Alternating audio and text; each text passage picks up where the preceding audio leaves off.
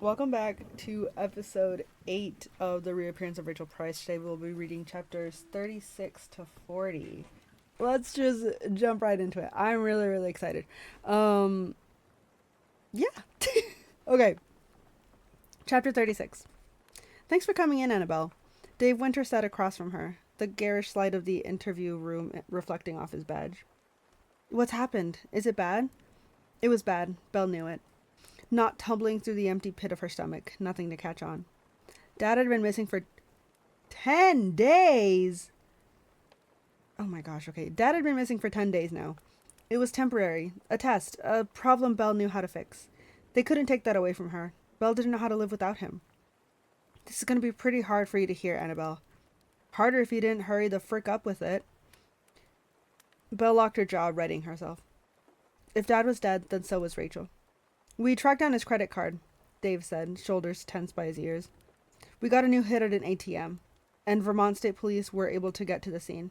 It wasn't your dad using the card. It was a college student, age 22, called Matthew Abbey. Police questioned him about his connection to Charlie Price. There isn't any, he sniffed. He says he found the credit card under a table in the diner he went to last Monday.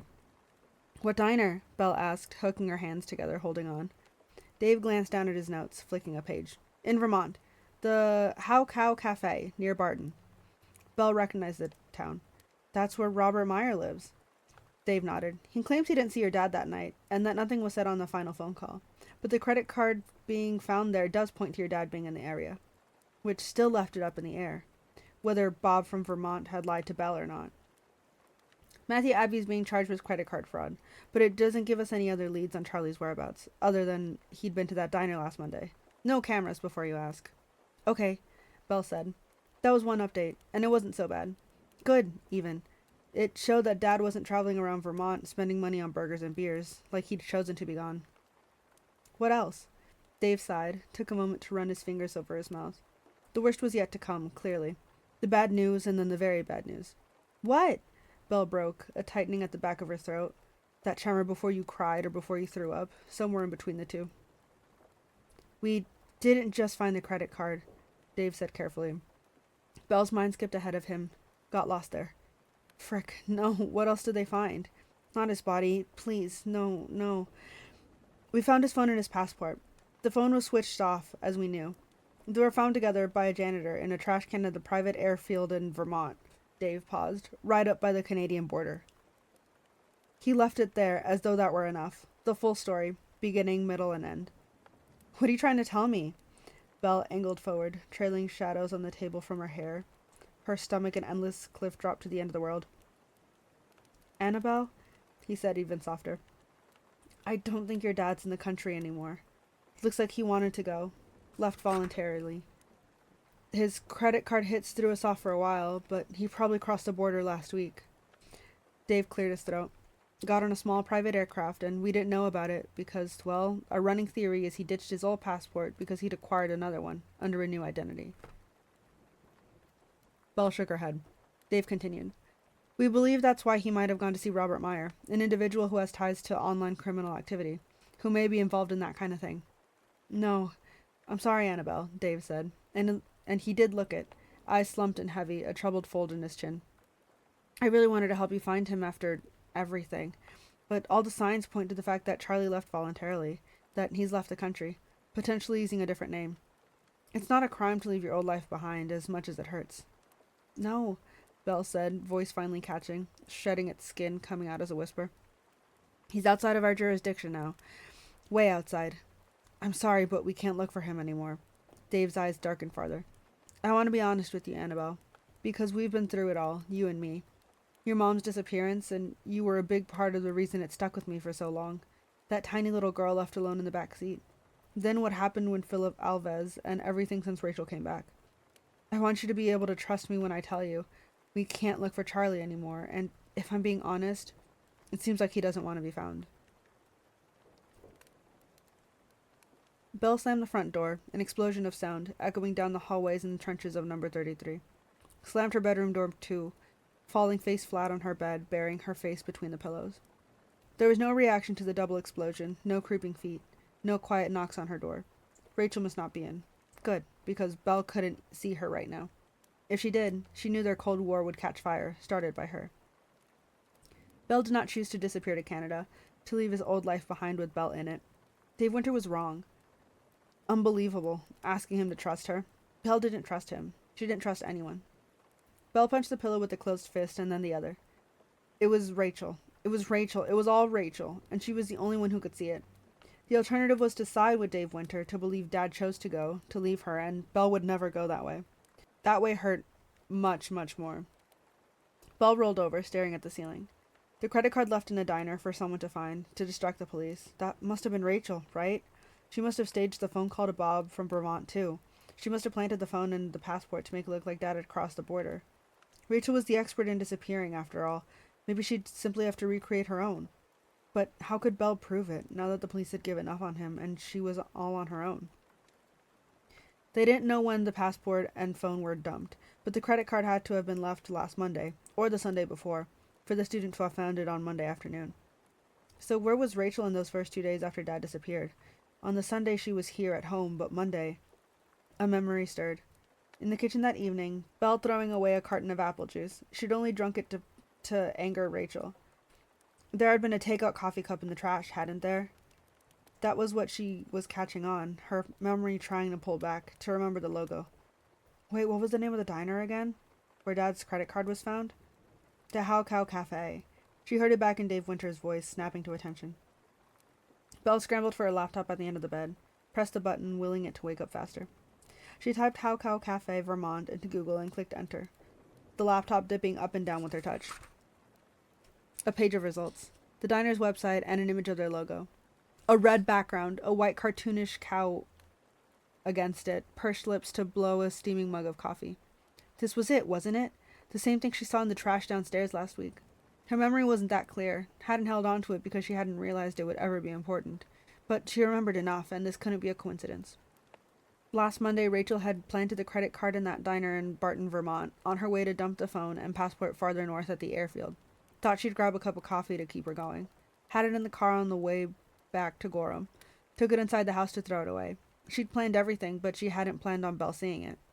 That was evidence. Real evidence that Rachel was the one making it look like Dad disappeared. If Belle found it, then Dave Winter would have to trust her right back, wouldn't he? Belle didn't waste another second. She darted out of her room, heavy down the steps like rolling thunder. Into the kitchen she pulled the cupboard handle, the double trash bags rolling out, crashing at the end of its hinge.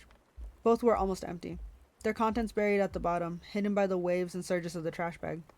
Belle pushed her hand inside, grabbing handfuls and bringing them to the light so she could see. Eggshells and banana skins, plastic food wrappers, used coffee grounds bleeding brown all over her fingers. The cup wasn't in this one. The other side held more promise, cardboard toilet rolls and bits of paper, but Belle dug both hands through and couldn't find the cup. Rachel must have taken out the trash. It would be in the garbage cans outside. Belle was on her feet again, flying through the house. She collided with the front door, leaving it open as she sprinted down the steps to the garbage cans. They were both left out by the sidewalk, because it was always Dad's job to bring them in. Belle skated to a stop in front of them. The metal can first. Belle unhooked the elastic cord from the lid. It was black bear season, didn't you know? She pushed the lid off and it fell on the path, clattering, spinning on its rim like this was just a game, a building sound of drums. Belle looked. There was only one black trash bag here, crumpled at the bottom. She lowered her arm inside, cold metal pressed into her armpit as she reached. She grabbed the top of the bag and pulled it out, fingers clumsy as she undid the knot. It released, and so did the smell, a sour undertone to the spring air. Belle pulled the opening wide, sorting through with her hand, flinching every time it touched something wet. It was too dark inside the bag to see anything, and she trusted her eyes more than her fingers, who lied to her, turning everything into spiders and slugs. Belle stood up and upturned the bag, trash falling all around, a wrapper clinging to her boots. She bent down in the middle of it all, sweeping her hand through the mess. Apple cores and broccoli stumps, dinner last night, slimy bits of plastic, crumpled paper towels with orange greasy stains, the hard outer skins of an onion, a lump of cheese fuzzy with mold. Belle checked everything. The cup wasn't here. But she wasn't giving up. Rachel could have put it in the recycling instead. She must have. Belle flipped the lid off the recycling bin, folded bits of cardboard and paper and cartons shifting in front of her eyes. Her heart double time, a pressure building behind her face, reaching for her eyes. Belle gripped the bin and turned it over, spilling everything to the grass, shaking it for the shy bits stuck at the bottom. She dropped to her knees, checking under and inside folded boxes. flipping through cartons and packaging, eyes moving faster than her hands. They knew before her. The cup wasn't here either. Belle went through it all again. Trash and recycling. Filth soaking into the knees of her jeans, grime embedding under her fingernails. Hoping she could change the answer if she hoped hard enough. It had to be here. Please. Please. She dropped to the ground, sitting in the middle of the desperate swirl of trash, cascading and shifting around her, hands dirty and stained and empty. It wasn't here. It wasn't here, and Rachel had won again. Belle kicked out at the trash, a growl breaking free from her throat, sparking the red hot inside of her. What are you doing there? A small voice behind her asked, frail and familiar. Belle's head whipped around. Miss Nosy from number 32, being nosy, living up to her name. Standing on the sidewalk with her arms tucked behind her, watching Belle and her pile of trash, a scowl on her face. I'm taking the trash out, Belle said, near hysterical, her arms wide encircling her throne of garbage. You shouldn't have them out.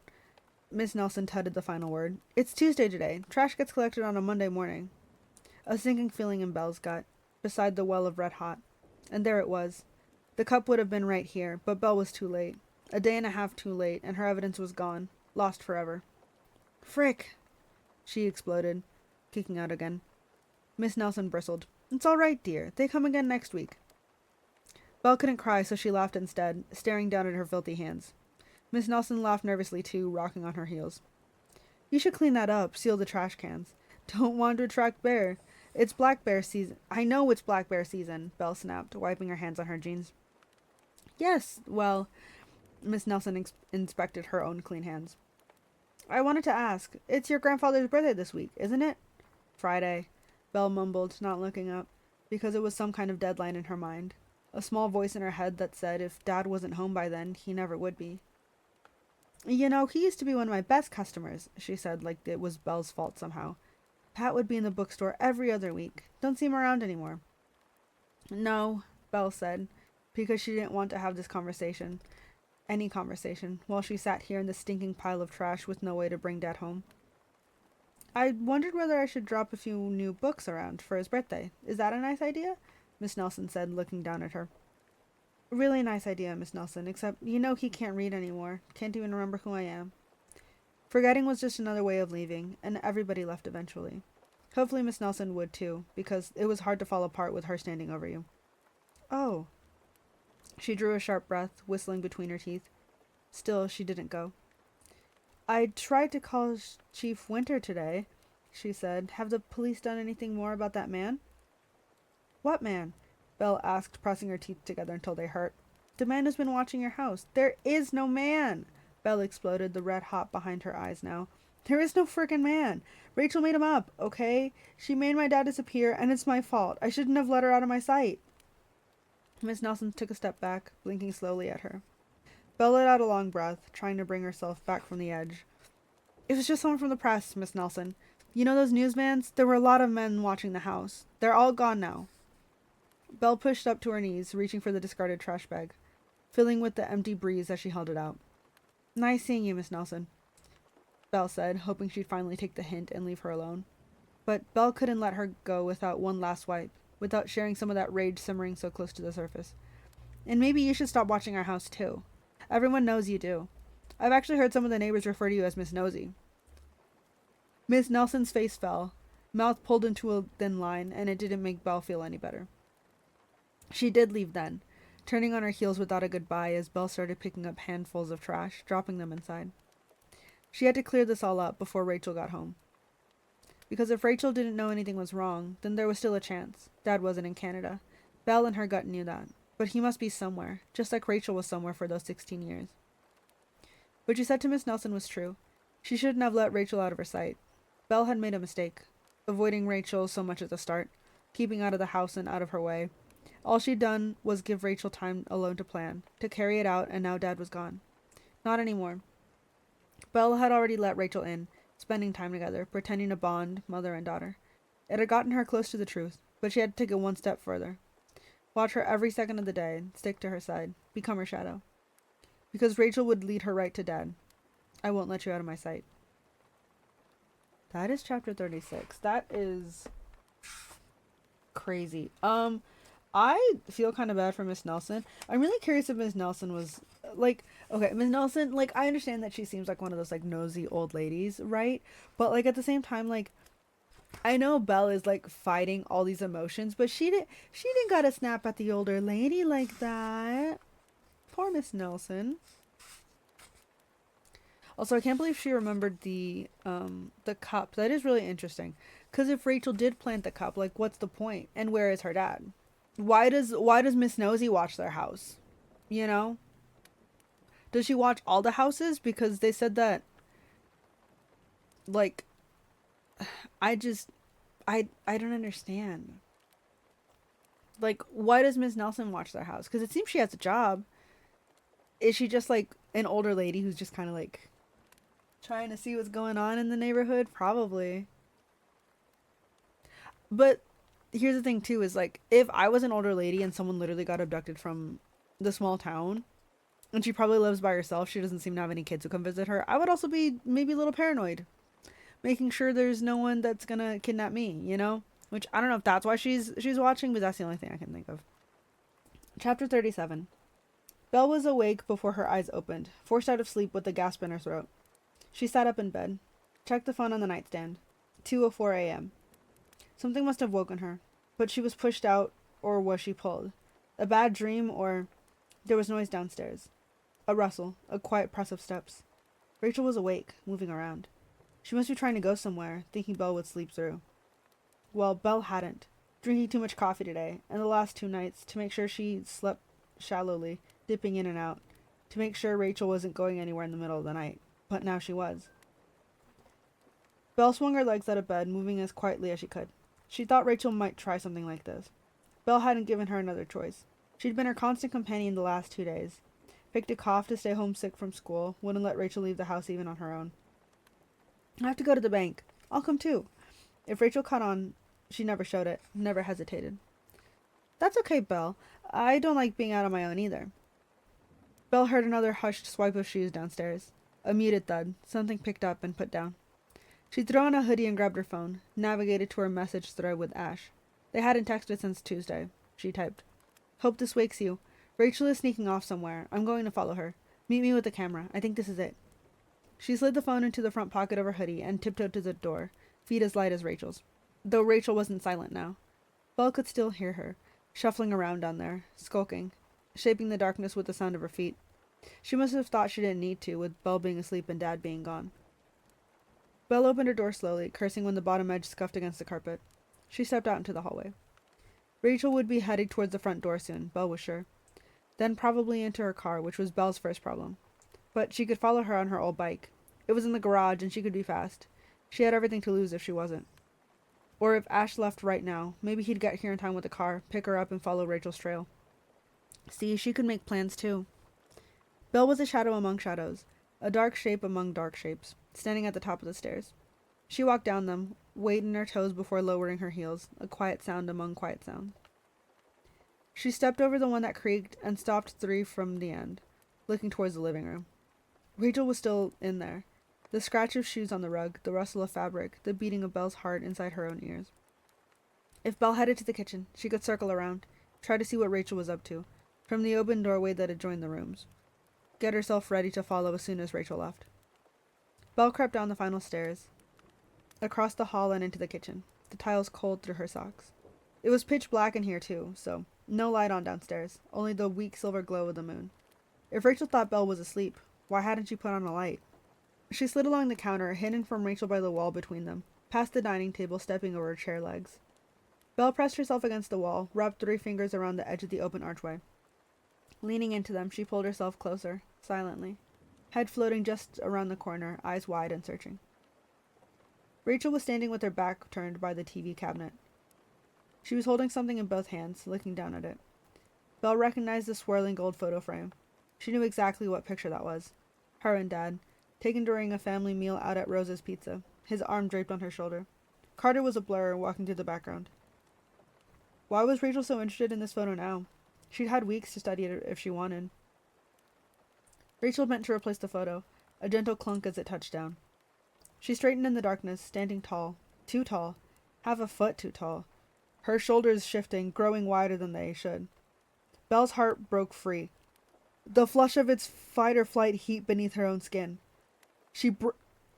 Oh my gosh, hold on. Oh my gosh, I read oh my gosh, okay. She blinked to break apart the darkness, to see what she was scared she'd see. Moved out a little farther to be sure. It wasn't Rachel. It was a man. Belle couldn't help it, the noise in her throat, her sock slipping under her.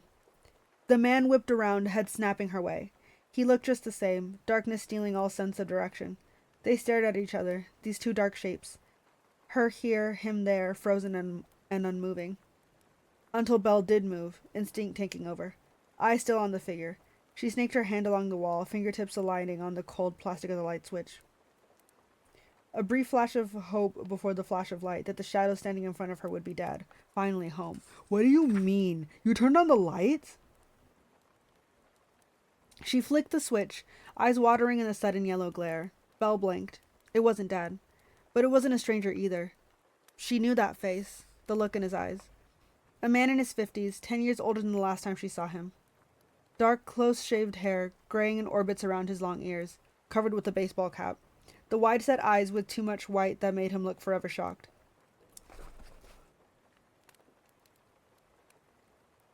You're not supposed to be here. Belle tried to keep the fear out of her voice. She failed. We have a restraining order against you, Philip.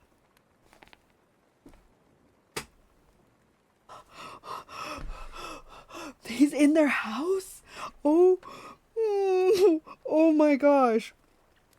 Philip Alves smiled, finally coming to life in the light, unlocking his arms, swinging them at his sides. Oops, he said, splitting into a laugh that sounded like a dog in pain, wheezy and unnerving. In my defense, you weren't supposed to be here either. Thought the house was empty.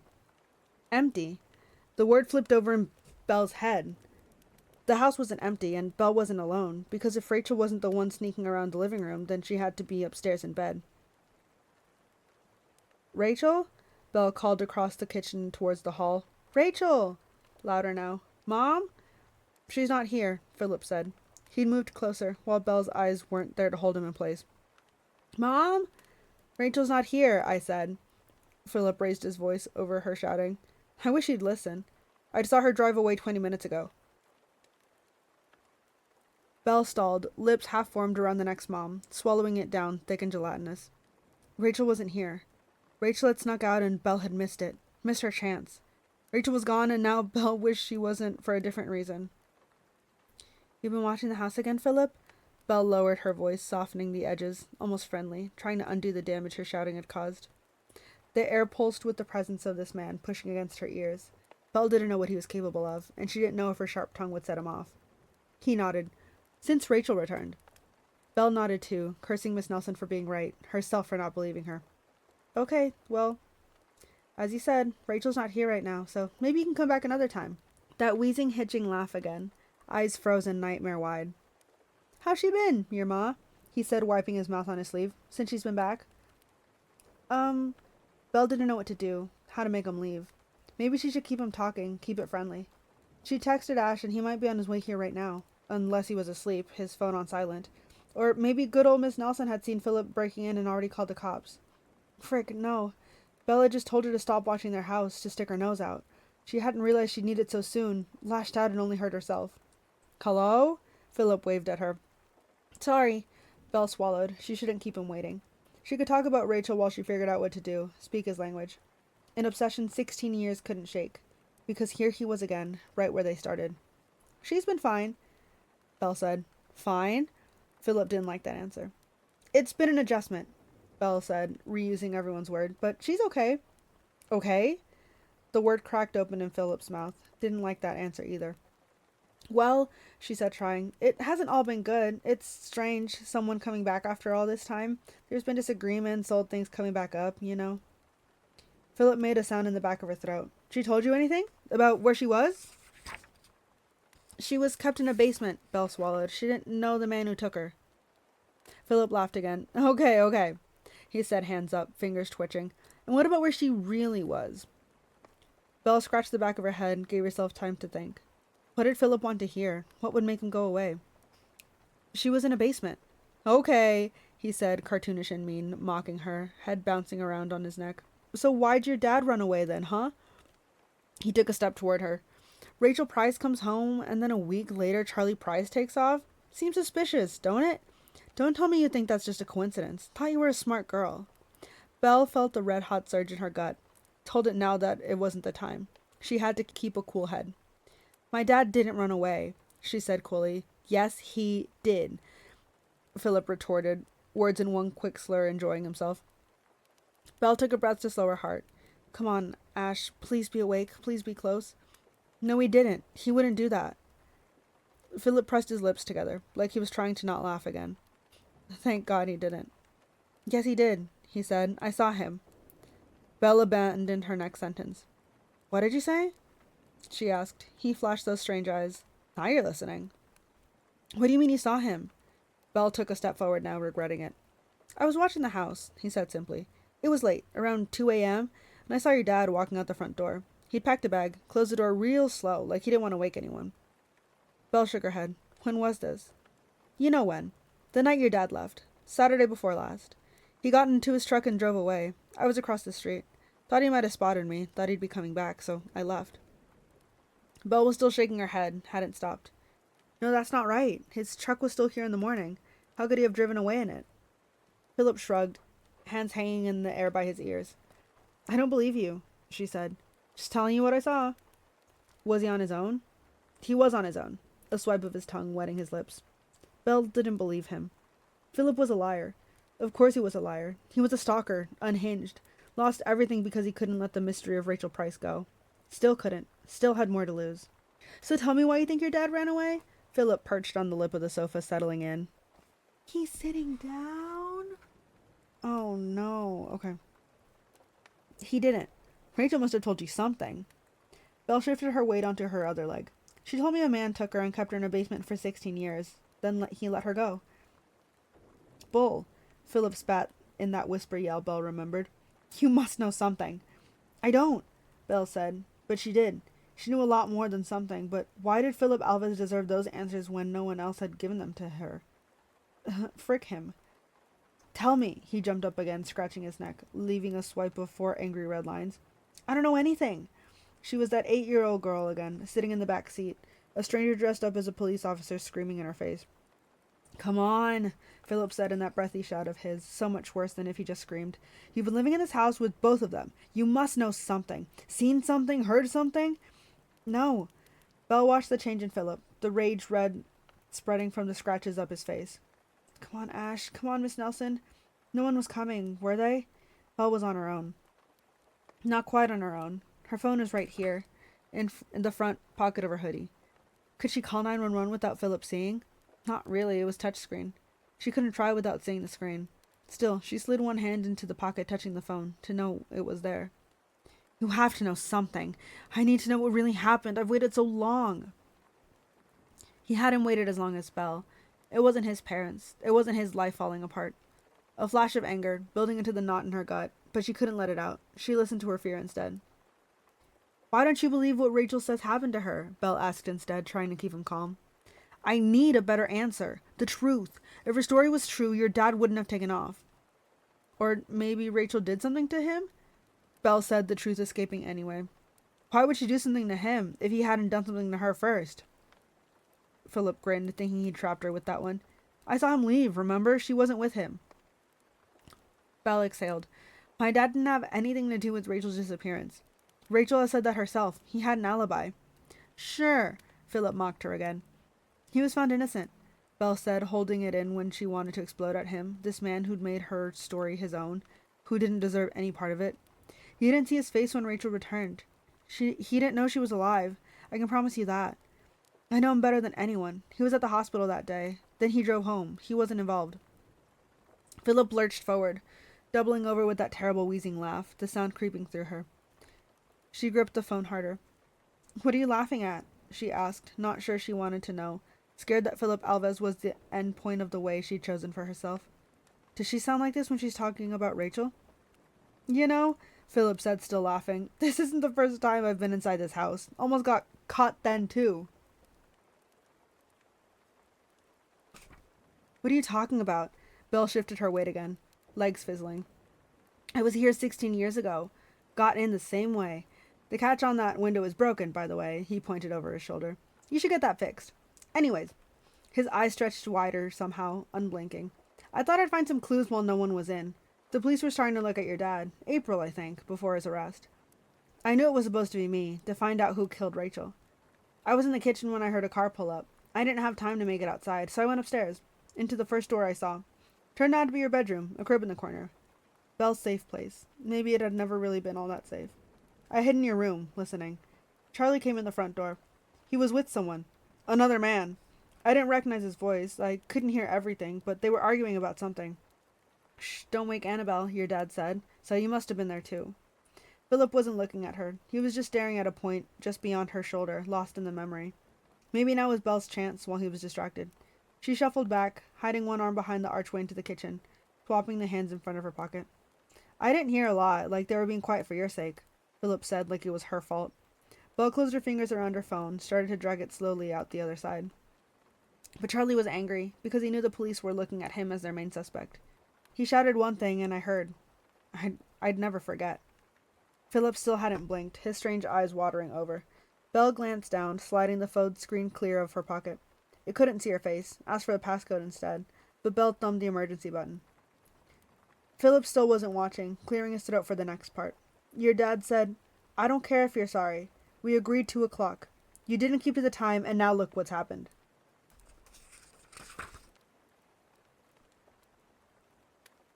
The keypad was open.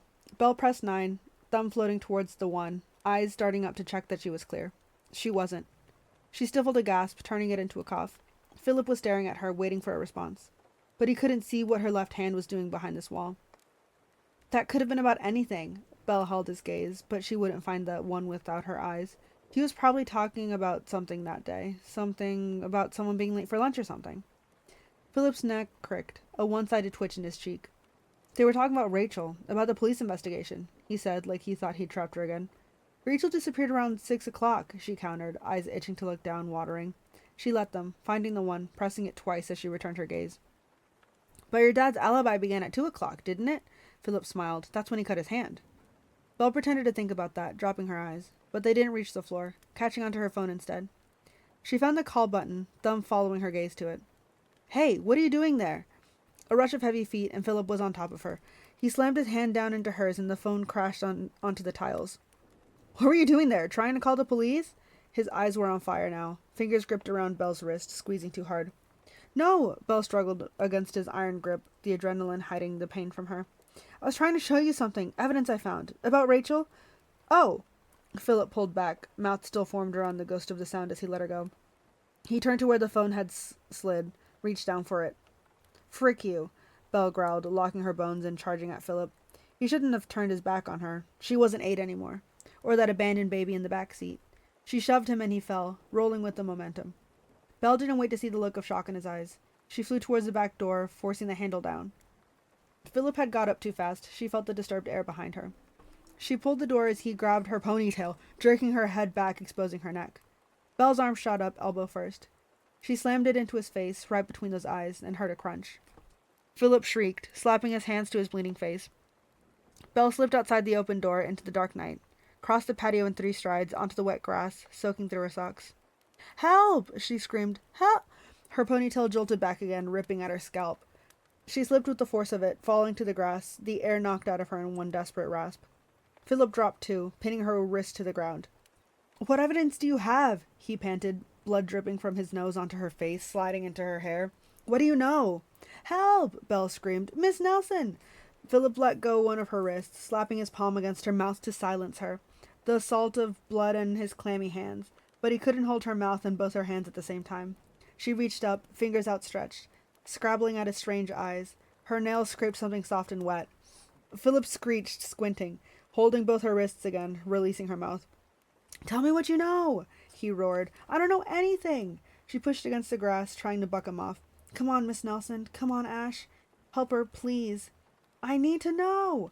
His scream pulled at the tendons of his neck, sinewy and red raw. Frick you! Belle spat in his face, forced a knee into his chest.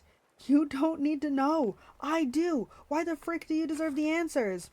Tell me. No. A scream, but it wasn't Belle and it wasn't Philip's. Two pale hands shot out of the darkness. Philip was thrown off her, rolling in the moonlit grass. Belle looked up, breath fast and ragged. Rachel was standing there against the starless sky. Her eyes were glittering and mean, mouth bared, showing all her teeth. She glared down at Philip and roared again. A desperate, terrible sound, but Belle wasn't afraid anymore, wasn't alone. "I'll kill you!" Rachel screamed. She doubled back, grabbing the rake from the patio. "Touch my daughter, I'll freaking kill you!" She raised the rake above her head, stumbling towards Philip. She was going to do it. She was. Rachel swung, but Philip scrambled back, the rake catching one of his ankles. He screeched. Rachel dragged it back to go again. Philip didn't give her the chance. He pushed up to his feet and bolted, across the dark grass, into the trees at the back, disappearing into the night. Rachel dropped the rake. Belle sat up. Rachel's eyes whipped back to her, not mean anymore, still glittering. She hurried over, falling to her knees at Belle's side. "Are you okay?" she said, gently holding the sides of Belle's head. "You're hurt." Belle glanced down at her gray hoodie, stained with spatters of red. "It's not mine," she said. "I think I broke his nose." "Are you okay?" Rachel asked again. Maybe she didn't mean the blood after all. "I'm fine." Belle's voice cracked. "Where were you?" "I'm sorry." Rachel pulled Belle closer, arms around her, one hand pressed to the back of her neck, like it was made to fit right there. "I'm so sorry."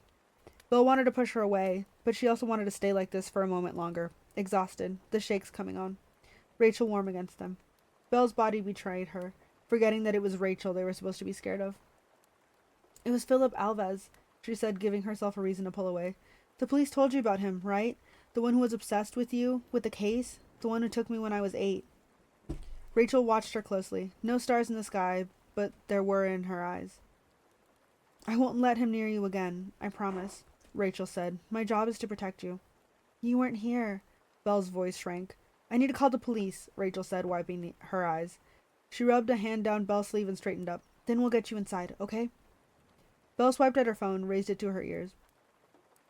Belle could hear the dial tone ringing, splintering the quiet night like their screams must have done. A click. "Officer Winter?" Rachel turned, facing the back of their house. "It's Rachel Price. An emergency. Philip Alves was just in our house. He attacked Belle." "I'm fine," Belle called in the background, standing up, wiping wet grass from her legs. "Yes," Rachel said in answer to some unheard question. "Yes. Another." He ran off to the backyard. "Send officers now. You have to get him." Rachel turned back, eyes picking Belle out of the darkness. The yellow globe of inside lit up half her face, the gray light of the moon on the other side. She breathed in. "It's him, Dave. Philip Alves. The one you're looking for. The man who took me."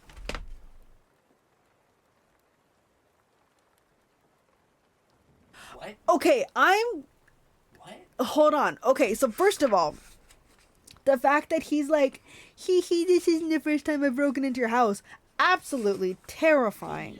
Like, what do you mean he's broken in before? That's crazy. Imagine, like, expecting to see someone in your house, and then they, like, stand up, and they're, like, way taller than they should be, so you know it's an intruder. Yeah, I was so worried. I was like, I feel like this isn't Rachel. What do you mean he's been in their house before? Also for him to be like, the window is broken. Like, the window is broken. Like, that's so... Oh my gosh. Like, I wasn't sure if whether, since Rachel was back, that the old lady had seen the person in the cap and that was Philip. I believe someone had said it prior, like when we were like doing our big theories and stuff. I can't remember who. I'm pretty sure someone said it, but that's crazy. Also, second of all, do we think that Rachel is also just saying like, that's the man you need, it's him? Because why wouldn't she give him up, you know? Like, when she first came back, if she knew it was him. Unless she didn't, like... The only thing I can think of is, like, she's mama bearing, and that she's like, oh, he hurt my daughter. Oh, he hurt my daughter in the past as well. We're getting him in jail, you know, even if it's a lie, you know? Like, she seems kind of, like, determined to show Belle that she cares about her, and I feel like this is her way of kind of, like, trying to make up for it or something. I don't know. I just don't understand, because she didn't... I mean, I guess she saw him. I guess she heard him. So I guess she could be like, oh, this was the dude. But if that's the case, then why did he let her go if he's so obsessed with her? Yeah, and That like, doesn't why make sense is to he me. asking, their family questions about where she went and stuff? That doesn't really make sense if he knows. No, the only reason that it would have made sense to me is that he was obsessed with Rachel for some reason, right? But then now that Belle has grown up, she looks like Rachel, you know? So maybe he wants to abduct Belle now because he looks Maybe. like her mom when she was younger, you know? Mm. That's the only thing I can like try to like kind of like go for a reach and try to like think why he would like. Also, what does he mean by the house should be empty? Like, did he not know that Belle was there? Like, sure, the mom left, which that's another question. Where did the mom go? Where did Rachel go? But also, did did he not think Belle was home? Maybe he assumed they left together. Maybe. I don't know. Chapter 38. Rachel switched off the engine, pulled out the key, holding it up like it might unlock something else. We can cancel your grandpa's birthday dinner today, but Belle, after last night. Belle shrugged. No, I'm fine, she said, because she didn't quite know what she was. She thought of Philip's wild eyes, his hitching laugh. Philip was the man, the one who kept Rachel in his basement for 16 years and let her go. It's over, Rachel said, reaching out to her, squeezing her hand. Belle didn't flinch. She was too tired, didn't know what to believe anymore. If they'd found the man, did that mean Rachel wasn't lying about any of it? Had she been wrong? Come on. Rachel climbed out, Belle mirroring her on the other side. Miss Nelson was standing in her open doorway, watching, like she had last night when the cops showed up. Belle nodded at her. An apology. A truce. Belle? A voice sailed down the street. It was Ash, hurrying towards them, navy sweater with white birds. Belle glanced at Rachel. I'll go inside, Rachel said. Start clearing up. Belle waited for the front door to close behind her. Ash cut in first. I was waiting for you. I got your text. Sorry, my phone was on silent. Worry pulled at his eyebrows. What happened? Did you follow Rachel? Where did she go? What was she doing? Someone said the cops were here? What did you find? Belle took a breath, knowing she'd have to explain everything, and not sure how. She gestured for him to follow her away from the house, towards the cemetery. The cops weren't here for Rachel. They were here for Philip Alves. Philip Alves? Ash hissed. That crazy guy obsessed with the case? The one who kidnapped you? He broke into the house when he saw Rachel leave, looking for clues, but I was there. He thought I knew something about Rachel, and he got mad. Ash shifted, steps falling in time with hers. He almost reached for her hand. Did he hurt you? He might have, Belle said. If Rachel didn't come home in time, she threatened him and he ran off. She saved you? He asked. Belle didn't want to answer that. Rachel shouldn't have been gone in the first place, and if she wasn't lying, then why was she sneaking out of the house that late? Things were too unclear now. Where were the battle lines? Who was on whose side? That's not all, Belle said instead. We just got back from the police station from giving our statements. Rachel says it's him. Philip Alves was the man who took her. Ash stopped and stared at her. It's Philip? That's what Rachel says. His eyebrows drew together now, pulling across his nose. But, he trailed off. Wasn't Philip in prison for 3 years after he kidnapped you? Belle's heels dragged, grating on the sidewalk. Rachel says there was a long period of time where he didn't come close enough for her to see. Kept the lights out and his face covered when he left her food. It could have been someone else and she didn't realize at the time. A brother, a friend? Philip Alves. Ash sounded it out on his lips, faltering, like it didn't quite fit. The police showed her Philip's mugshot when she first returned, asked if he was the guy. Belle said. She said no at the time. She didn't recognize him until she saw him in person. The way he moved, the way he breathed. Unbelievable, Ash said, but which way did he mean it? They walked the path to the cemetery, red leaves dotted on the grass. So now they have to find him? They already did. State police picked him up a few hours later, walking down the highway, Route 2. He's been arrested, being questioned by the feds now. I broke his nose, by the way, she said, so he knew she hadn't needed Rachel. She might have been fine on her own. Philip Alves, Ash said again, leaving the name there, floating in front of them, walking into it. Why do you keep saying it like that? Belle snapped. He stopped walking. I guess it's just... Do you believe her? The knot twisted in Belle's gut. She went back to an answer that was safe, hiding behind it. I don't know. But what about everything we found? If the answer is just that Philip Alves, a stranger, abducted her, why did she borrow that money from Julian Tripp right before she disappeared? I don't know. Belle hid farther behind it. Maybe the $3,000 was for something else? Not running away? What about the sighting in January? The red top and black jeans? Maybe it wasn't Rachel. What was she so desperate to find in your grandpa's house? I don't know. Maybe it doesn't even matter. Maybe the cup she had seen in the trash was just another coffee cup with a cow. They couldn't be rare. Ash stared at her, like he didn't understand. And maybe Belle didn't either. Why was she defending Rachel now, taking her side even when it felt wrong to say it? Because the other option, if it wasn't Philip Alves, was to trust what he said instead, who he thought had taken Rachel after obsessing over it for 16 years. Dad leaving with a packed bag in the middle of the night. Dad talking to some unknown man about his alibi in the months after Rachel disappeared. Belle could choose to believe Rachel or to believe Philip Alves, and Rachel was the easier choice. Didn't hurt as much. Philip Alves, Ash said one more time. Stop saying it like that. I'm sorry. He looked at her under the shade of the red tree. I guess I just thought the answer would be closer to home. Belle tilted her chin. Closer to home? What do you mean by that? Nothing. He backed off. It just seemed... You mean my dad, don't you? I didn't say that. Ash said, hands up, tiptoeing around a landmine he'd already set off. But you meant it, didn't you? Belle locked her jaw, hardened her eyes. Why does this always happen? He had a frickin' alibi. Her mind battered down, shutting out Philip's deranged rambling. It has to be Philip. My dad didn't do anything. I know that, Ash. Knew it, had to believe it. She was alone in the world without him. And maybe I'm wrong. Maybe he did leave me and ran away to Canada. Maybe he thought, with Rachel back, that people would start suspecting he was involved in her disappearance, just like you're doing now. Maybe he knew people would turn on him again, and he was scared. And now when the news breaks about Philip's arrest, when there's finally an answer to the Rachel frickin' Price mystery, he can come home. He'll finally be free from people like you. Charlie Price. A name forever marred after Dave Winter arrested him for something he didn't do. That made sense. Dad leaving for that reason. Belle could shift things around in her head to accept that.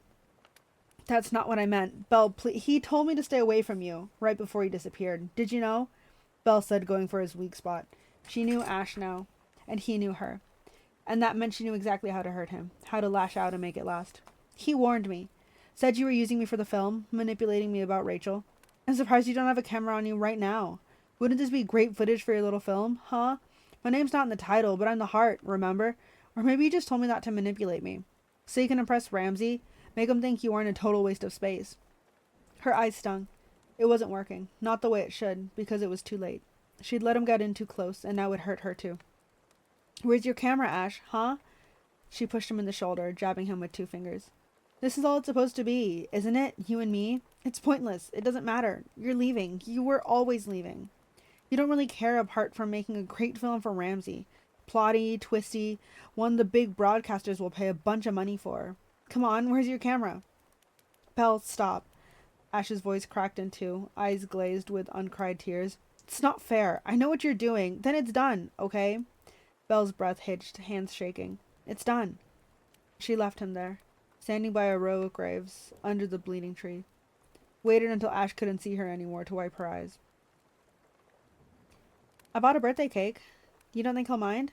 Rachel asked, stirring the mac and cheese on the stove. Didn't think we'd have time to make one. It's fine. He won't remember. Belle stared out the back door as the evening darkened, her reflection as Philip snatched her hair back, barring her throat. You okay, Belle? Rachel paused, adding salt to the pan. Yeah, she sniffed. Are you okay? Rachel turned. She seemed surprised by the question. So was Belle, if she was being honest. A smile flickered onto Rachel's face, unsure at first, until she met Belle's eyes.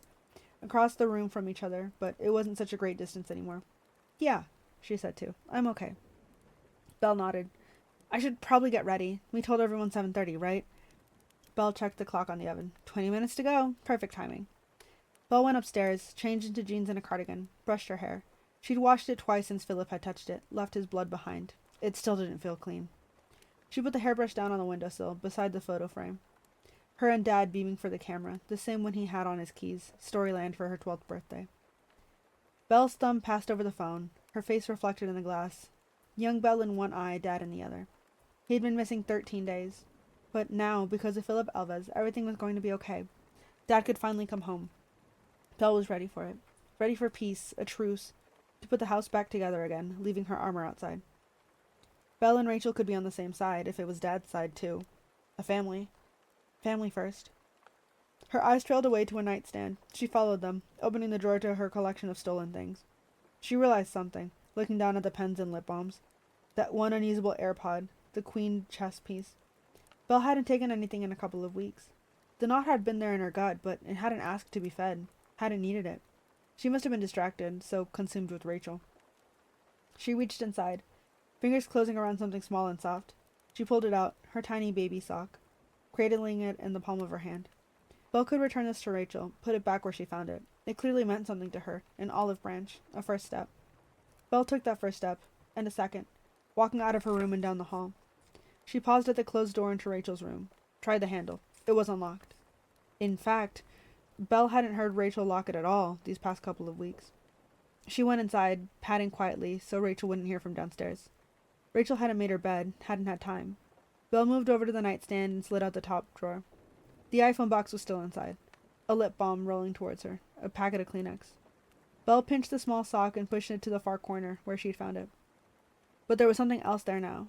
Hidden in the shadows, a cold touch of metal against the skin of her knuckles. Belle couldn't help herself. She let the sock go and scrabbled for the small piece of metal, and pulled it out. It was a ring. A plain gold ring. A wedding band. Too big to be Rachel's. It had to be a man's. Belle brought it closer, studied it, moving it so it caught in the light. It was engraved on the inside.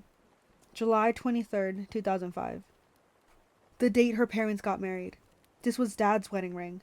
The one he still wore. The one he couldn't take off. And yet it was here, in Rachel's drawer. Belle's heart fell into her stomach. The knot took a bite. No, no, no. He couldn't take this off, which meant everything was going to be okay. Dad didn't run away. Rachel had done something to him. Something final. Answers unraveled again. That last speck of hope swallowed whole. And a new feeling. That Dad was never coming home. Belle broke apart, following her heart down, down, down. Finding her own landmines, setting them all off at once. Rachel! She screamed, burning down the house. Belle burst out of the room, the ring hot in her fist, catching fire too. Rachel! Down the stairs, the thunderclap of her feet building into something worse. Mom! Just fluffing the cushions, Rachel called back. Belle followed her voice through the door, into war. I don't know why. No one cares if the cushions are fluffed. She smiled to herself. I can't do this anymore, Belle shouted, voice shaking the room. Rachel dropped the cushion. Belle, what? I can't do it. You're lying to me. You've been lying since you returned. Rachel blinked, mouth falling open. Belle, Belle cut her off, storming forward. She slammed the ring down on the coffee table. That's Dad's wedding ring, she pointed. He couldn't take it off. Belle's eyes hooked onto Rachel's, steadied, and took aim. What have you done to him, Rachel? This is crazy. Like, what do you mean she's not locking her door, even though she installed a door lock? What do you mean? Why does she have the why does she have the ring? I'm a little nervous. I'm so nervous. Also, Belle just straight up confronting her. Like, first of all, yes, good for her, because they really shouldn't have to be doing this, like, chess game as I've referenced it. Like, they shouldn't be having to do this dance around each other, you know? But, like, I'm nervous as to what the answers are going to be. Chapter 39. Rachel staggered back, staring down at a ring between them. Belle, she said calmly, though her eyes betrayed her. I can explain. No, Belle shouted. No more lies. I don't want to lie to you, Rachel said, hands up, unarmed. Then don't. What have you done to Dad? Where is he? I don't know, Rachel said, but Belle knew that trick all too well, blowing up Rachel's wall so there was nothing for her to hide behind. You have his ring. Did you kill him, Rachel? Mom, did you kill him? That's okay. Ooh. Rachel didn't say anything, couldn't lie quick enough. He was the only one who'd never leave me. Voice scratchy and raw as tears finally broke, ribcage empty, her heart dropping all the way. She might never get it back. Everyone always leaves. He was the only one I had, and you've taken him from me. Rachel's eyes filled too, watching Belle split herself open. Belle, listen. No, I'm not listening to you. You're a liar. Belle, Philip Alves didn't take you, did he? She wiped the tears, rebuilding the barricade, gritting her teeth. You'd never even seen him before last night, had you? Rachel swallowed. Say it, Belle roared. No. Rachel hugged her chest, shielding it. But there were only arms, and Belle could break through those. But he tried to hurt you. I panicked. It wasn't part of the plan. I just wanted to protect you, keep him away from you. No one touches my daughter.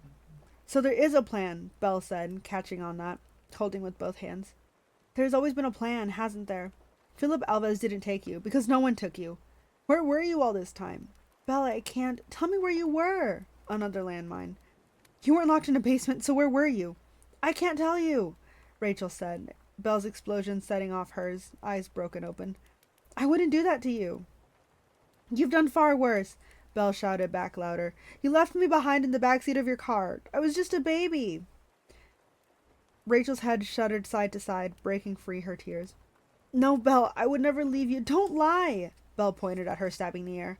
You borrowed $3,000 from Julian Tripp days before you disappeared. You chose to go. Rachel stepped back, the blow hitting her right in the chest, hands pressed to the wound.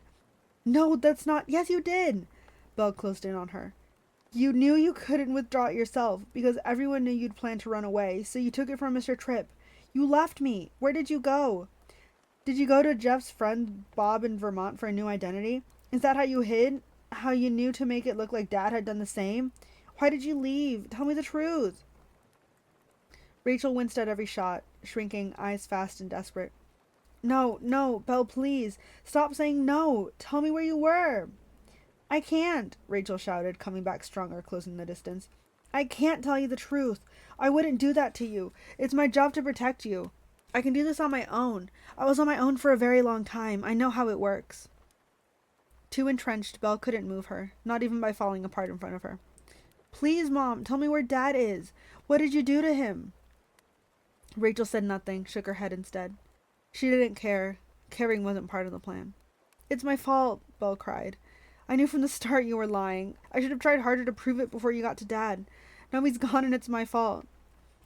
Rachel's eyes flashed, simmering with new tears. Nothing is your fault, Belle. Do you hear me? Not one thing. Listen to me. I had 15 years to imagine who you would grow up to be, and you're more perfect than any version I could think up. Tears pooled at the crack in her lips. Nothing is your fault. It's everyone else, and I will protect you from them. But Belle saw between the tears. She tilted her chin up, sharpened it to a point. It was 16 years you were locked up, Rachel, not 15. You've lost count of your own lies. Rachel's breath shuddered in her chest. I'm sorry, she said, and that tripped another one. No, you're not, Belle shouted, fight left in her still. She kicked out at the armchair and it jumped back, screeching against the floor. If you were sorry, you would tell me the truth. Tell me. No, Rachel's voice cracked. Belle gave up, but if she was going down, then Rachel was going down with her. Her breath hitched as it built within her. I wish you'd stay disappeared, she screamed, the words clawing at her throat. I wish you'd never come back. The doorbell went, trilling through the house. Rachel wiped her face, her eyes dulled, like something had broken behind them. Belle, sweetheart, she said softly, voice worn thin. Should I tell everyone to come back another day? We don't have to do this now. No. Belle caught her own tears in her sleeve, face stinging and raw. No, I don't want to be left alone in this house with you ever again. She left Rachel behind, heading for the front door, and pulled it open. Sherry was standing there, holding a plate with the home-baked cake. Rough blue icing spelled the words, Happy 85th Birthday. Carter was behind her on the steps, Jeff on the path. Everything okay in here? Sherry said, eyes wide and probing. They must have heard the shouting. Must be able to read it all over Belle's face. Carter definitely could, eyebrows drawn. A small nod asking if Belle was okay in their own secret way. Yes, fine, Belle said, but another voice had said it too. Rachel standing right behind her. Speaking together, both liars now. It didn't faze Rachel. Come in, she said. Everyone had arrived now. Grandpa tucked in at the head of the table, Jordan beside. They were in the kitchen, the table expended to seat 8. But there weren't 8 of them, because Dad was missing. No one had even mentioned him. Rachel served out the mac and cheese, squelching as it hit the plates, long sinews of cheese clinging to the spoon. There you go, Belle, sweetie. She handed her plate back, hand tracing over Belle's shoulder before she moved on. Belle didn't understand that, or the softness in her voice. Shouldn't she be angry? Belle had just said the worst thing imaginable to her, both of them at opposite ends of rock bottom. And yet here Rachel was, soft and kind. Rachel must be a better liar than she thought. She admitted it. She'd lied about Philip Alves, which meant everything else she'd ever said was on the table too. everything about her disappearance and reappearance. Rachel asked her for the truth, gave her a final chance, and Rachel had refused. They could never come back from that, couldn't pretend anymore, couldn't play house or mother and daughter. So whatever happened tonight, this was a last supper, an ending of some kind. So it was Philip Alves all along? Sherry asked, fork raised. I knew he was crazy when he came into our house pretending to be a cop, asking all those bizarre questions about you, and all that time he knew exactly what happened to you, because you were in his basement. Sicko, I knew it all along. I swear I had a feeling. Jeff coughed, eyes shifting from Sherry to Rachel. You must be relieved it's finally over, Sherry asked. You too, Belle. That must have been scary last night.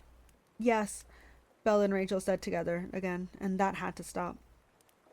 It's good to finally know the whole truth. Belle frowned at Rachel, who had taken the seat across from her. Rachel met her eyes. It is, Sherry agreed. Jeff coughed again, knocking his fist against his chest. Maybe we should talk about something a bit lighter, meant to be a celebration. Happy birthday, Dad. Jeff raised his beer, took a large glug of it, swallowing 4 times. Grandpa didn't notice, spooning macaroni into his mouth, one tiny tube at a time. Carter was eating just as slowly, twirling her fork, goring bits of pasta, then letting them go. Maybe the other half of the Prices had an argument before this meal, too. Carter too quiet. Uncle Jeff too fidgety, finishing off his first beer already. Sherry was oblivious, or better at hiding it. It's just good to know that things can go back to normal. Sherry gave her husband a pointed look, eyes drifting towards the empty beer. Sorry we were a couple minutes late, by the way. It was this one. She pointed her fork at Carter, doing science homework. At her computer looking at graphs instead of getting ready. Got annoyed at me for dragging her away. I just said you don't need biology to be a dancer, but you do need to learn to be on time. That's more than okay, Rachel answered to Carter, not Sherry. I'm bad at keeping time, too. Maybe that was the first true thing Rachel had said. She was bad at time. Twice, she'd accidentally said 15 years when she should have said 16. Yes, Sherry cut in again. Weren't you late for your own wedding? Rachel glanced down at her plate. Not a lot of appetite at this table. Only 10 minutes. It was a good thing Sherry was here to steer the conversation, steer the family. Dad normally did that when he was here. No one had brought him up still.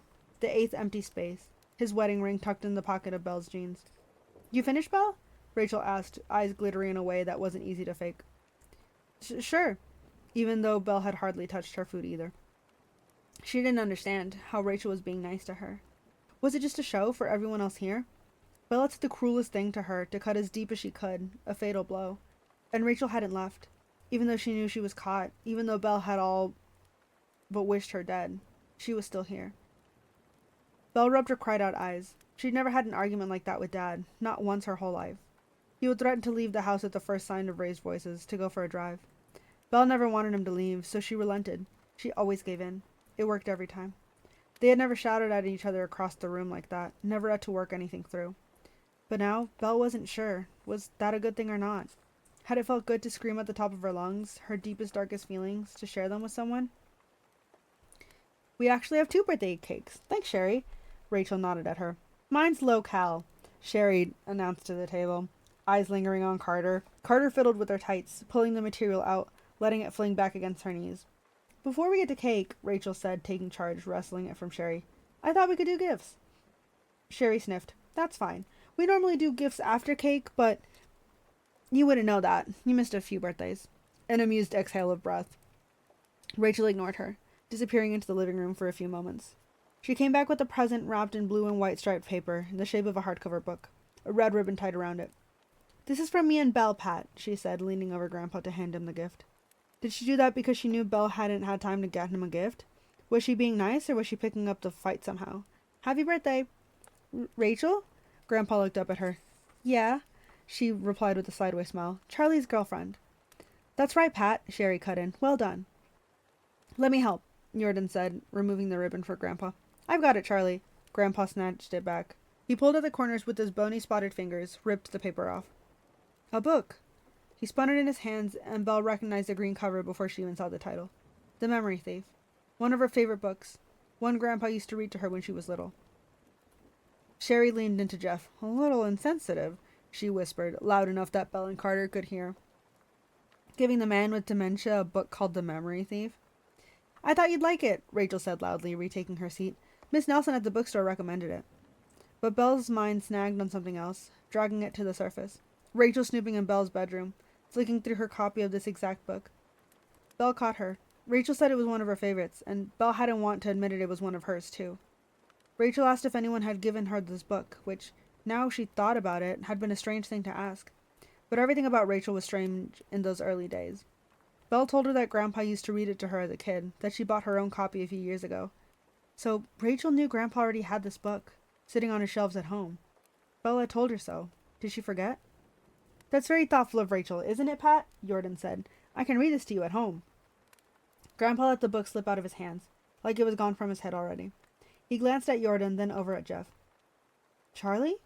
He said, an edge to his voice, almost accusatory. Charlie's not here, Dad. Jeff shifted. Remember? Charlie went on a little trip. He'll be back soon. Dad's wedding ring burned a hole in Belle's pocket, searing her skin. A secret she didn't share, but it felt like her burden now, too. That maybe Dad was never coming back. A black hole where her heart used to be. Do you think he's coming back? Belle asked Jeff, watching Rachel's reaction. Her eyes were empty. Of course he's coming back. Jeff's eyes widened, pupils large, from the beer or from their attention. He's the center of this family. Always has been. Holds us all together. The heart, you might say. Ramsay was wrong about that. It wasn't Belle. It was Dad, wasn't it? But, you know, Jeff continued, with Rachel coming back. Sorry, Rachel. There was obviously a lot of stress and media attention again, and I think he just needed to get away. All the way to Canada? Without his passport? Belle pressed, gaze switching between him and Rachel. Well, if the cops think he took off to Canada, I can't say it's out of character. Jeff finished off his second beer. Charlie can be spontaneous sometimes. Drove me crazy. You know he left for Costa Rica when he was 20 without telling anyone? No contact for 6 weeks? Skipped out on his job at the logging yard when things were already bad. Dad was furious. Jeff nodded in Grandpa's direction. I mean, he proposed to you, Rachel, after, 3 months? Rachel nodded, no change in her face. So I'm saying, Charlie sometimes just does things, especially when feelings are involved. His way of coping, I mean. There was the Taco Bell woman a couple of weeks after Ellen left him. You'd think that was out of character, but he was obviously hurting. It's the same when Rachel returned. A lot of strong, confusing emotions. I think he'll be back this weekend. 2 weeks away feels right. Something else to celebrate. He raised his beer bottle. But Belle couldn't cheers to that. 3 words circling in her head. Something Jeff had said. What Taco Bell woman? Jeff's face flushed, putting down his bottle with a dull thud. Probably not something you want to hear, Belle. I do want to hear it. She needed to hear it. The knot spiraling, feeding on her near-empty stomach. What Taco Bell woman? I don't... Uncle Jeff? Belle bared her teeth. Jeff ran an awkward hand through his hair. Just that Charlie was in line at Taco Bell. North Conway, I think he said. It was a couple weeks after Ellen left him. He got talking to a woman in line and... Sorry, Rachel. They went to a motel down the road and... You know. Belle didn't know. She could guess. But there was something more. Something bigger. Her heart hammering, waiting for her to find it. Taco Bell, North Conway. 2 weeks after Dad's girlfriend Ellen left them because Belle made her, pushed her away. Wait, that was it. The trip to Storyland for her 12th birthday. That photo of her and Dad. They stopped at Taco Bell on the way home and... The knot twisted, leaving a knife-shaped hole, Belle bleeding around it. Dad had lied to her, all this time. Belle said it was 3 hours, enough time to piss herself twice, sobbing in the back seat like the world had ended, because part of it had. But Dad had told her it had only been 15 minutes, max, that she was just being silly. Belle had believed him. She had rewritten the memory in her head, turning it into a funny childhood anecdote. Belle might be sick, heart making a break for her throat. Because it wasn't funny. It was the one thing, the very thing Dad must have known she'd be afraid of. After Rachel, after Philip Alves, the back seat was a bad place, where bad things happened. Jeff had no idea what he'd just done, what he'd undone. Dad had lied to Belle, betrayed her, abandoned her in the back seat for hours, to go off with Taco Bell woman, unpicking a scar that would never heal. If he lied about that, what else had he lied to her about? That is the end of chapter 39. So, like, what do you mean that they went to, like, you're telling me there's no, like, I don't know how far North Conway is from where they are, but you're telling me there's no way that Charlie couldn't have been like, hey, I got a kid in the back seat. I'm going to drop her off at home and I'll be right back. You know, nothing gets you feeling that kind of way like Taco Bell. Like, they just had to act on it, you know? Yeah. Like, I'm so curious. I've had this kind of trickling in my head for a while, but like, is it possible that he had a second family because he was a single parent somehow, and he just like, because it was just Belle, like Belle never doubted him? Like, is it possible that he has a second family, and now that Rachel is back, he's kind of like, okay, time to go to my second family because Belle has Rachel now. I don't know. Yeah, and something you were kind of, and some of the other people in chat, I think too, were kind of catching on at the like from the beginning was her dad always being like, "Oh, you forgot this, whatever, whatever," and then here we now have proof of him being like, "Oh no, it wasn't 3 hours; it was 15 minutes." Which is such a crazy amount of time to That's gaslight. insane. She was what, 8? So like to leave Yeah. like a young child in the car alone, like that's just so crazy. But yeah, pretty much. Also, Uncle Jeff knows. Also, I think that's crazy that he just leaves randomly. Like, so we're also learning a little bit more about Charlie, even though he's not here. Like, just the fact that he's kind of spontaneously, maybe like spontaneously impulsive, maybe would be the correct phrase to use. Like the Taco Bell lady, the fact that he married Rachel after 3 months, because that's a little crazy. Obviously, it could have been genuine love, obviously, but more often than not, people don't get married after 3 months. You know. Chapter 40. Belle pushed her chair away, its feet screeching against the tiles, cutting the room into shreds. Grandpa slapped his hands to his ears. You okay, Belle? Rachel asked. Could she see something? Read the undoing behind Belle's eyes? Need some water. But she didn't go for the glasses. She opened the cupboard below, where they kept the overspill of mugs, not the ones in daily rotation. Chasing a hunch, a feeling in her gut, the knot leading the way. Sherry was talking about herself, reclaiming the focus, as Belle hid behind the cupboard door. Her hand dug through, moving rows of flowery and patterned mugs aside, searching for a specific one. Dad's favorite. The one that she or Rachel had broken, that he'd thrown away. Belle couldn't remember breaking it, apologizing just in case. It was here, hiding in the shadows at the back. Santa's beaming face and cracked skin.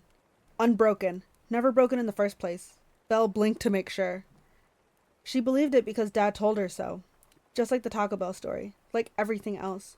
Forgetting to seal the trash cans even though it was Black Bear season and she remembered sealing them. Leaving windows open even though she had no memory of it. Faucets running. Belle came apart, sorting through her memories. The ones Dad had obscured, trying to change. She unpicked them all, going back years, separating herself from him, sorting the true from the only true because Dad had told her. When she was done, fully undone, she built herself back, in a new shape. Belle straightened up into it, the mug dangling from her fingers. It was Rachel, too, Dad always said. Front door left open, oven forgotten, burned food. It used to terrify Belle, to share something with the ghost of her mother, to be like her in any way. But now she realized nothing like that had happened in the house, not once, since Dad went missing. Because the link wasn't between her and Rachel. It had been Dad all along, lying to them, making them doubt their own memory so they'd need him all the more. And Belle had needed him, maybe too much. The second voice in her head, not truly herself without him. Frick. One of the last things Dad said to her was a warning that she was being manipulated. But it was much closer to home than that. Belle pulled out the trash can, dumped the Santa mug inside where it belonged. She didn't bother with another excuse, leaving the kitchen, eyes ahead, finally knowing the way. Up the stairs to her room. Her parents were liars. Rachel wasn't who she thought she was, but Dad wasn't either. Something came back to her in Philip Alvis's feverish voice. Why would she do something to him if he hadn't done something to her first? Belle knew where she was going, her gut leading the way. To the bookshelves mounted on the wall. The green hardcover spine she knew too well. Belle pulled out her copy of The Memory Thief, flicking through the pages. Something staring her in the face, but she didn't know what. She just knew it was important, a sign Rachel had given that she was finally able to see. She went back to the very start, the page with the copyright and publisher information, eye scanning. She found it, about halfway down. Originally published in hardcover and ebook, March 2008. She ran her finger over the date. March 2008, after Rachel disappeared. 1 month after. Rachel had told Belle it was one of her favorites, but she couldn't have read it before she went missing. The man hadn't let her have books in the basement, but Belle knew there never was a man or basement. So, unless Rachel was lying about having read the book at all, and that didn't feel like the answer, then Rachel had read this book sometime in those 16 years when she was disappeared. There was more, the way forward. But it wasn't about this copy here in Belle's hands, or the new one downstairs that Rachel had wrapped up. It was about the one in Grandpa's house. Did someone give you this book? Belle knew that was the way, to finally solve the mystery of what really happened to Rachel Price. But to find it, she had to accept where the truth would take her. That the answers to Rachel's disappearance and reappearance led back to Dad somehow. She knew it in her gut, as tangible as the knot. All the hints she's rejected, pushed away to find another lead, hiding from it, clinging to that alibi as the answer to anyone's doubt, even her own. What Grandma Susan said, what Mr. Tripp said, what Philip Alves said. The lock on Rachel's door that she hadn't locked since Dad went away. Belle replaced the book, glanced at the photo frame on her windowsill. Her 12th birthday. Storyland. Dad beaming, arms wrapped around her. She picked it up and searched Dad's eyes. Who was he really, this man? Someone who would leave his daughter alone 3 hours in the back seat, wet from tears and her own piss, because she thought she had been left all alone in the world again. Belle couldn't be on his side anymore, because he'd never been on hers. She put the photo back, face down, making Dad disappear, and that sad, lonely little girl too. Belle accepted it, and she was ready, knew what she had to do. She darted out of her room and to the stairs, but she wasn't alone. Carter was there, coming up as Belle was going down. Hey, Carter said quietly, blocking the way. Hey yourself. Down 3 more steps to meet her. You okay? Carter looked up at her, eyes glittery from the ceiling lights. Fine, you? Carter opened her mouth, a delay before any words came.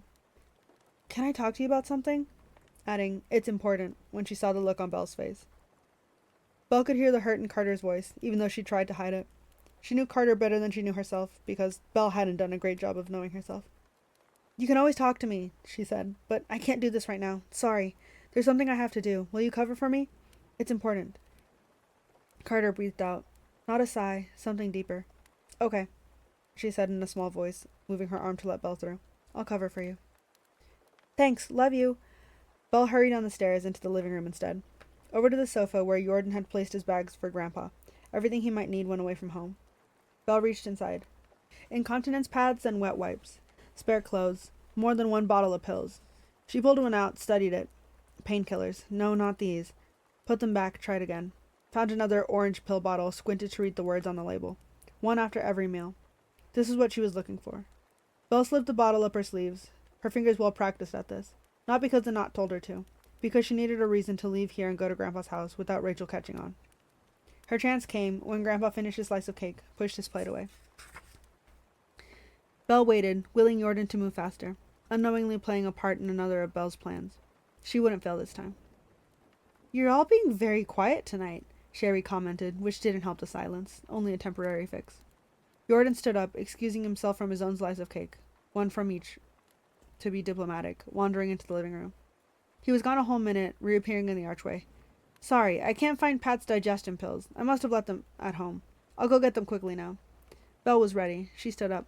Don't worry, Jordan. I'll get them. You haven't finished your cake. No, Jordan smiled, hands up to refuse. It's my job. I left them behind. Really, I don't mind, she insisted, doubling down with her eyes. You stay here with Grandpa. I need some fresh air anyways. It's stuffy in here. Jordan pursed his lips. Did he know? Well, if you want. Belle nodded. It's no problem. Rachel pushed her chair back. Belle, you can't drive. Maybe I'll take my bike. Belle cut her off. If Rachel got to the house before Belle did, then maybe she'd never find it. The truth. Rachel didn't want her to have it. I'll be like 20 minutes max. Where are the pills, Jordan? Should be in the cupboard above the coffee machine, he said, retaking his seat. They were hidden in Belle's back pocket, actually. Sorry, Jordan. Be right back, Belle said before Rachel could dissent again. Rachel watched her go, something more in her eye. Carter, too. Belle waved, leaving them in silence again, heading for the front door. She closed it behind her, the cool evening breeze playing in her hair, throwing it across her face, stinging her worn-out eyes. She hurried to the garage through the side door. Ash wasn't waiting in here for her anymore, but her old bike was. Too small, but it would do. She wheeled it out into the night, onto the sidewalk, stepping one leg over. Belle pulled her phone out, held it up against it, recognized her face. It didn't. Maybe because it was dark, or maybe because she had changed. She unlocked it with her passcode and scrolled to her messages with Ash. I was wrong. I'm sorry, she typed. Press send. She never said sorry because she never wanted anyone back after she pushed them away. I know how to find the truth. I need you. Meet me outside my grandpa's house. Bring the camera. This is it.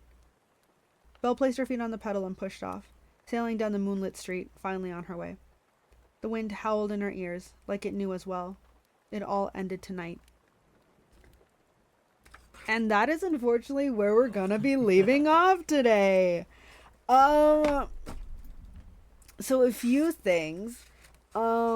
One, yeah, I'm curious why she gave him the same book that he already has. What is in that book? I'm curious if it's like one of those books that maybe like has like a note in it or something. I was also thinking like what if it's a book that's hollowed out or something? You know how people Maybe, like have those yeah. hollowed out books and they keep something secret in there. Um so that's the only thing I can think of. Also, poor Carter. I don't know Maybe what's no. going on with Carter. Poor thing is getting like shoved off to the side and I feel so bad. Um cuz like Carter just seems to be so down and the mom being like, but you're doing homework, you don't need homework, you're gonna be a dancer. Like, I don't know if Carter's just like, I feel like this entire book Carter has been so emotionally put down by her mother, and I don't know if it's because Carter's a teen, and unfortunately some people's first bullies are their parents, more specifically their mothers. And I'm really scared that Carter is in this fragile state of mind and is maybe thinking of doing something. And I'm terrified for her because her mom wants her to lose weight because she's dancing and she's like, no, Carter, you can't gain any weight, whatever, blah, blah, blah. Like her mom is just so outspoken and it's like, oh, Carter's gonna do this. She's gonna perform in London. She's gonna do this. Well, she's still in high school, not even doing dancing like professionally yet. Like, I'm so scared for Carter. She seems so broken of spirit the last few times that we've seen her. She seems so upset that like Belle doesn't really hang out with her and is just obsessed with finding out what's wrong with her mom and all of these secrets and stuff. So I'm really scared that Carter just misses her best friend and she doesn't have anyone to talk to. And I'm so sad. Um, but yeah, I am so curious what is up with the book because what do you mean the book got published after Rachel got abducted and yet she knows about it? Like either her kidnapper, if she was kidnapped, either her kidnapper let her have books and just brought her random books, so that would make sense. But if she wasn't kidnapped, then it's like I don't know, like it's like this book has tiny details that it's like you can pick them out but you don't know where they're going to land in the puzzle at the end of it until we have every single thing. So I'm really scared this book is going to be one of those books that's like, oh, you have all this information but it's not all going to fall into place until like the last chapter you Mm-hmm. know Thank you guys for joining us for book club tonight. um this is crazy. I know I genuinely keep apologizing for saying it, but it really is just so wild and it's crazy. And somehow we managed to get a better perspective on certain things in this books and details and stuff. But then now that we're seeing at a different angle, there's more questions that it presents to us. And it's insane. And I'm excited to keep going. But yeah, thank you guys for joining book club tonight. It's been really fun.